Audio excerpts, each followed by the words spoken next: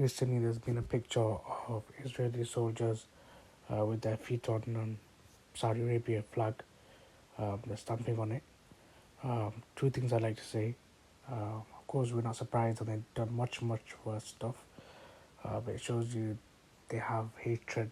They always say, or a lot of people say that it's about Hamas and it's about um, protecting Jewish people and protecting Israel and all these kind of things. And they don't hate Muslims and they don't hate Palestinians or Christians or any specific group.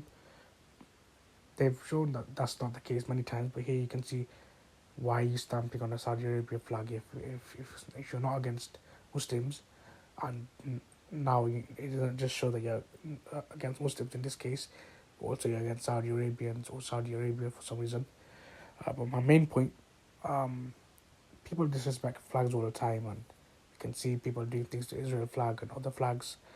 Um, but this is a reminder to Muslim countries that there shouldn't be any Quran or any Hadith or anything like that on any flags, because first of all, the flag represents nationalism and the country of whichever flag it is, and things like this. And those countries often do not represent Islam. A lot of things that they do, they might be Muslim countries in the sense that the majority Muslim people in the land and Muslim leaders and things like this, but many of the things they are doing do not represent Islam. So that's the first reason. But the second more important reason that I'd say is more important than the first is here we can see that there's Quran on the flag, and people are stamping on it. Even if it's not Israel, it could be anybody. It could be Islamophobe. It could be an atheist or someone who hates Islam. They're stamping on the flag. There should not be any Quran on a flag. And we know people do things like this. Um, and the first reason mentioned also, so it's an opportunity for Saudi Arabia and other countries to reflect that we do not need any Quran and Hadith or anything like that on a flag. I don't think there's any flag with Hadith on it. I was just saying as an example to make sure that there's no need for things like this. Firstly, because these are just countries that don't necessarily represent Islam in the sense that everything that they're doing is for Islam, and they're not doing things which go against Islam, which we've seen particularly now.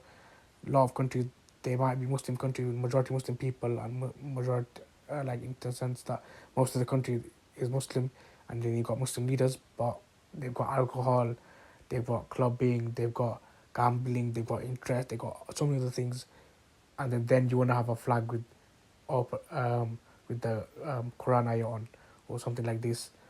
So there's no need to have. You can still honor Islam and honor the Quran in many other ways, and there's no need to have it on a flag. And we know people do this, and not just about people doing this. And it's longer than I wanted to make it, but also generally people bring flags to protests, or they bring flags to Independence Days or whatever else, and it might just accidentally fall on the floor, or it might uh, go against someone in the sense that you're in a crowd and is touching other people and things like this. Just generally, there's no need.